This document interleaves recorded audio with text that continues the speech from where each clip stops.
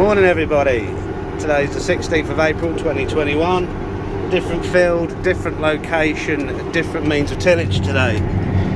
Today we've got a 6.5 metre trio, sumo trio. We're working down ploughed land that's been ploughed over winter for potatoes today, approximately once again 16 to 18 inches deep. We're going crossways to the plough work. Hopefully that comes across, which is a lot better for us because behind me there will be jumbo ridged, bed tilled, separated and planted. So we go across the work opposite to how they're ridging. So obviously with the sumo you have tines in. You always tend to find if you go the same way as the tines it can pull the ridges about slightly. So we go crossways to that. This is obviously silt land, which is very different to where we were yesterday, but there's very nice soil in here. Hopefully, if we can, we'll grow some nice potatoes in it. So I'll just get to the end here and I'll show you around the sumo. Right, so here we have the sumo trio. This is built by Sumo, made in England, Yorkshire. The reason it's called a trio is we have a set of subsoil legs here. These are known as the Concord legs, hence the Concord sort of given from the shape. So you have a set of subsoil legs, a set of discs and a packer. So 3 different forms of tillage as such, as a combination is known as a trio. There's 13 legs in here in total, as you can see. These are as what's known as auto reset. So you set the bar pressure, I don't know if you can see that, through there on the gauge. When the pressure that you require, which you've set it to, is reached, these actually pull back through hydraulic rams, which you can see. Once that pressure is then gone past you, or not to the limit of which you've set it to, they then come back. Very good. A lot better than shear pins or bolts, which is the traditional way of doing it. You set your depth here on the ram stop, which will sort of essentially set your pitch as to your nose, how deep it is, which then works in collaboration with these depth wheels. So walk around the back. You also set your depth on these, which is the packer pins. So obviously you set, so you want the machine so it's level. But yeah, 6.5 metres, I think it weighs just over 10 tonne on its own. I think it's 10.2 tonne sumo weighs. Yeah, very good machine. Hard pulling, especially on unworked ground. 6.5 metres is the biggest one they produce. Just to give you a bit of an idea of the, that's a Cat 5 pin ringle. Yeah, so that's what we're doing. This is obviously in ploughed land to give you a bit of an idea of what it's coming down like. Very nice.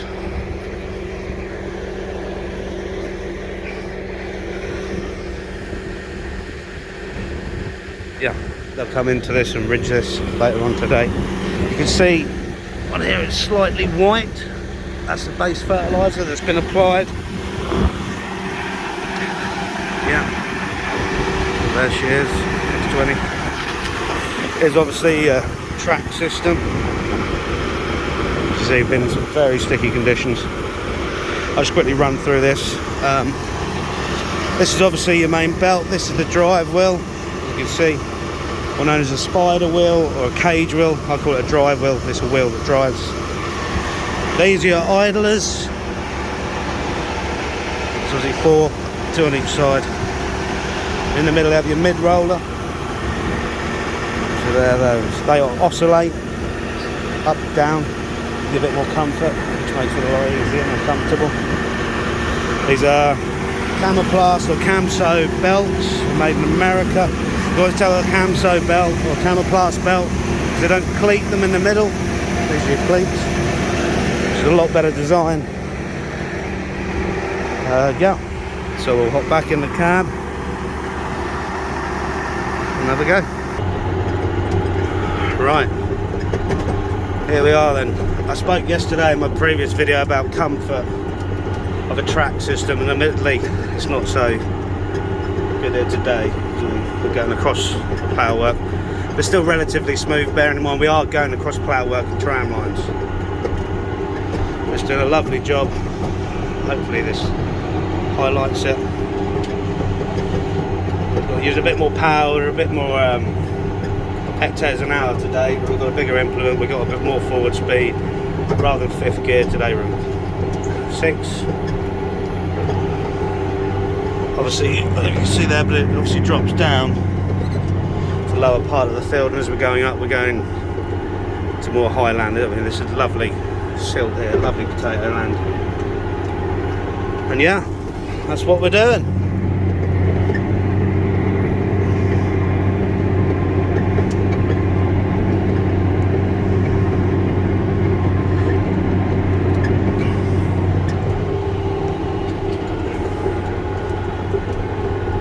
Day for it. I am here. This is sort of Cambridgeshire, Norfolk border, so we're very flat here in Cambridgeshire, or the east part of the country. We've also got some very nice silt land. It's going lovely. So being the channel's called Quadtrac Diaries, it's primarily about Quadtracs and what I'm doing with the Quadtrac, so I can give you a bit more information on the Quadtrac. So this is built in Fargo, America. It's 620 horsepower, boosting to 682 horsepower.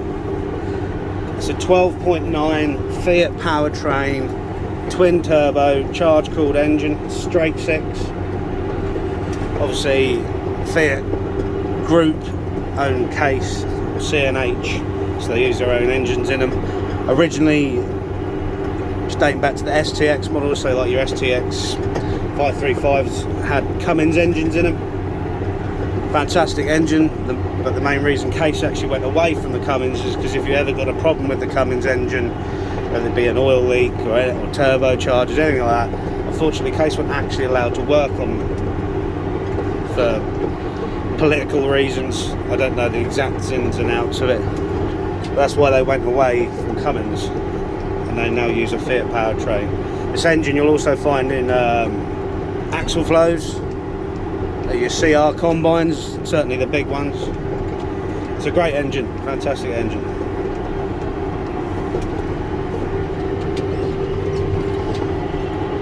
It's a 4-track system. The back and front are obviously independent, so to speak, with an oscillation of minus 26 degrees to plus 26 degrees oscillation. So basically that's your pitch, your roll.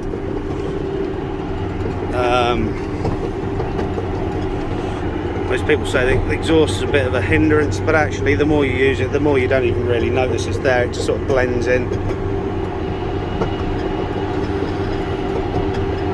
Yeah, it's going well. There's certainly different circumstances to yesterday.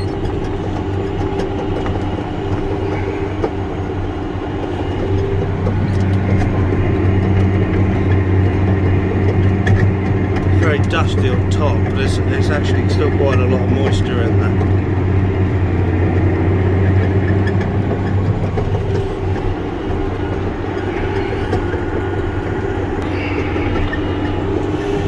It's just a bit more about your general display of what's what.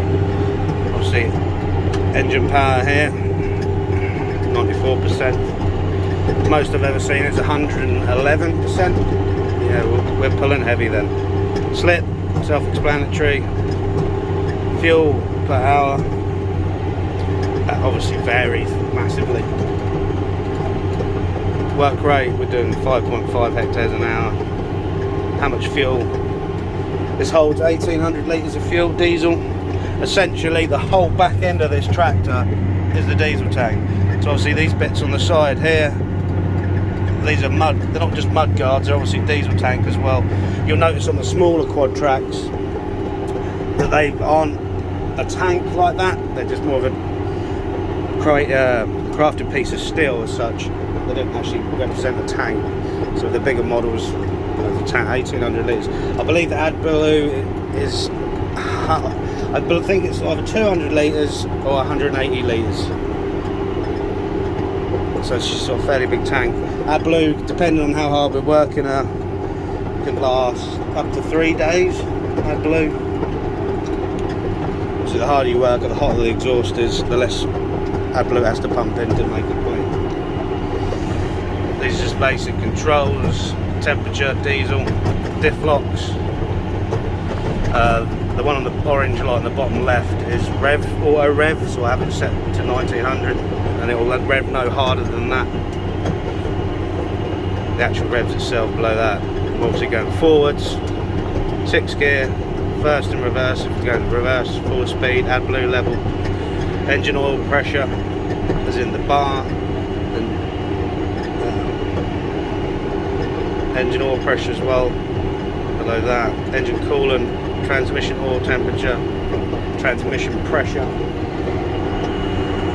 So everything's pretty much here. And yeah, here we are. Potato Land 2021.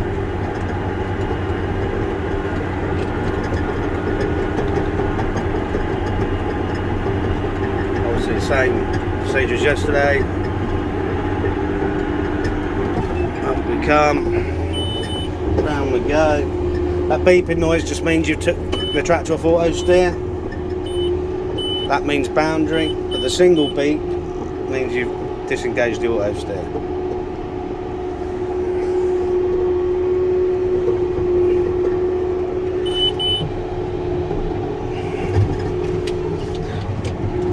These depth wheels on the front of the Sumo are also hydraulically powered, so they actually assist the machine out of the ground,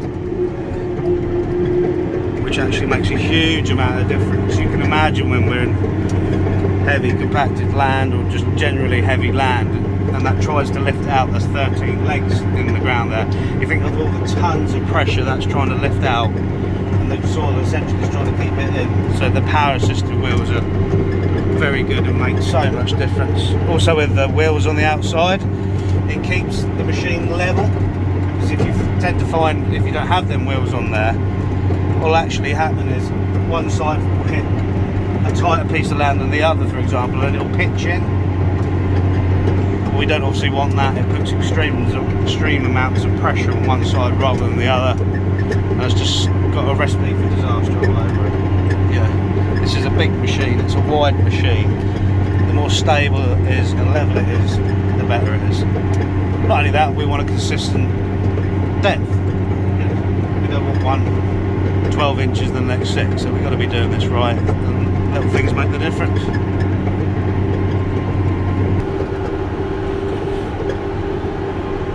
Yeah, so hopefully this has been some nice footage for you, give you a bit of an idea what I'm out here doing today.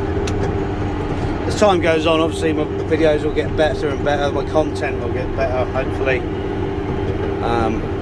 When I get time, decent time, I can walk around the machine, fully go over everything. We'll get the bonnet up, we'll have a good look around the engine, we'll have a good look at the turbos. I'll try and explain what's what on the engine, if I can, to make sense. I'll sort of give you a quick look at the track system. I could go over that in a bit more depth when I get the time. Yeah. Hopefully you enjoyed the video. More to come. If this is what you want to see and more of, like and subscribe. Thank you for your time. This is Quadtrac Diaries. Thank you.